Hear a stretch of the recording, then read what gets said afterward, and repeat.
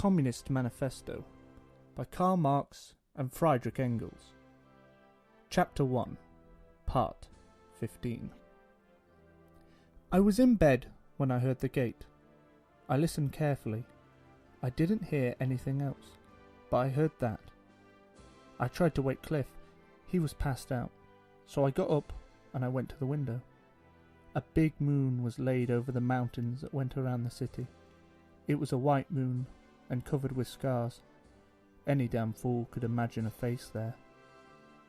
There was light enough so that I could see everything in the yard. Lawn chairs, the willow tree, clotheslines strung between the poles, the petunias, the fences, the gate standing wide open. But nobody was moving around. There were no scary shadows.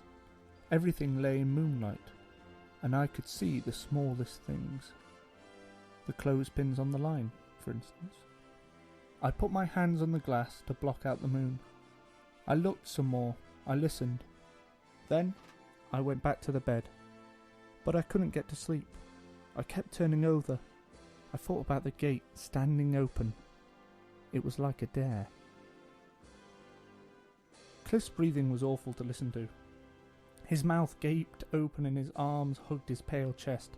He was taking up his side of the bed and most of mine. I pushed and pushed on him, but he just groaned. I stayed still a while longer, until I decided it was no use. I got up and I got my slippers. I went to the kitchen and made tea and sat with it at the kitchen table. I smoked one of Cliff's unfiltered. It was late. I didn't want to look at the time. I drank the tea and smoked another cigarette. After a while I decided I'd go out and fasten up the gate, so I got my robe. The moon lighted up everything, houses and trees, poles and power lines, the whole world. I peered around the backyard before I stepped off the porch. A little breeze came along and made me close my robe. I started for the gate.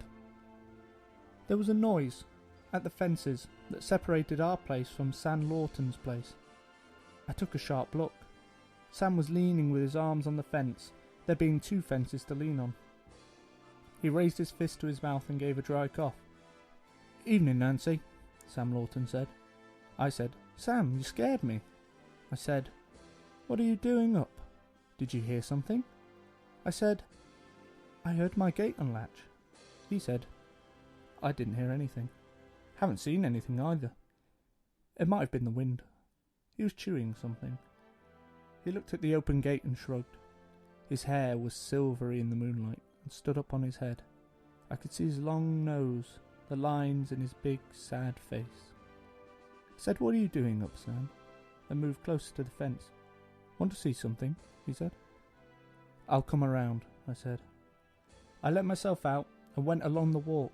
It felt funny walking around outside in my nightgown and my robe. I thought to myself that I should try to remember this, walking around outside like this. Sam was standing over by the side of his house, his pyjamas way up high over his tan and white shoes.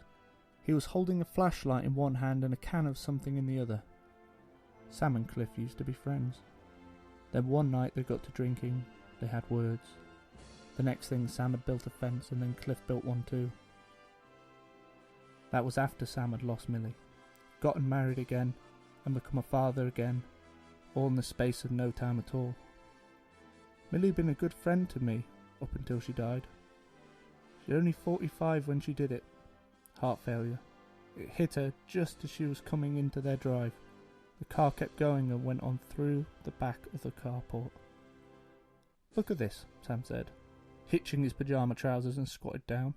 He pointed his light at the ground.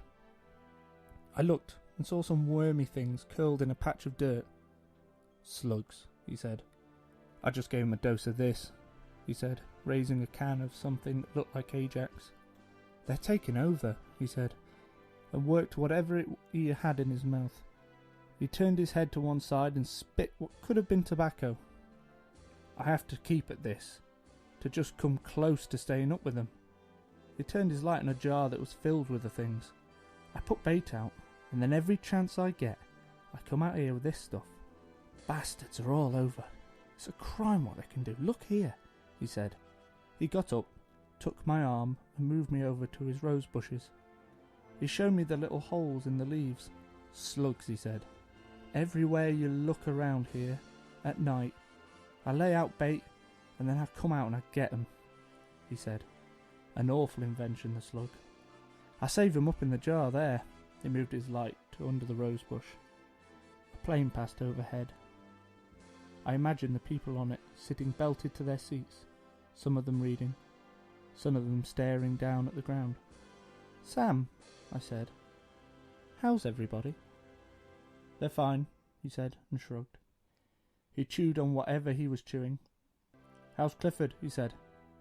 I said, "Same as ever." Sam said, "Sometimes, when I'm out here, after the slugs, I look over in your direction." He said, "I wish me and Cliff were friends again." "Look there now," he said, as he drew a sharp breath. "There's one there, see him? Right there where my light is."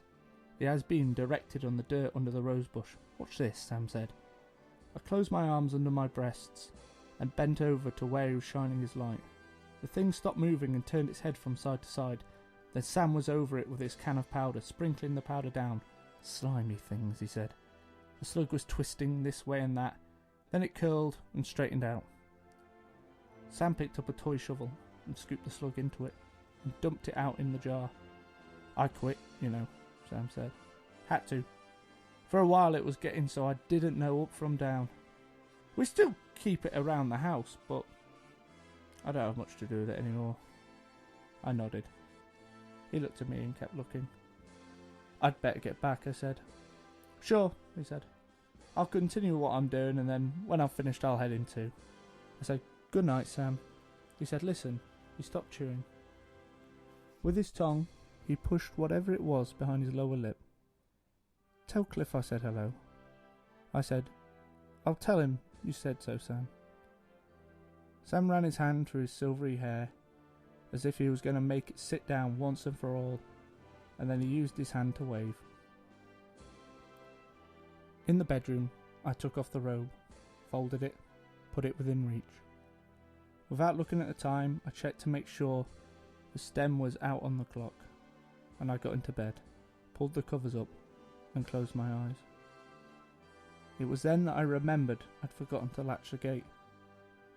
I opened my eyes and lay there. I gave Cliff a little shake. He cleared his throat. He swallowed. Something caught and dribbled in his chest. I don't know. It made me think of those things Sam Luton was dumping powder on. I thought for a minute of the world outside my house. And then I didn't have any more thoughts, except the thought that I had to hurry up and sleep.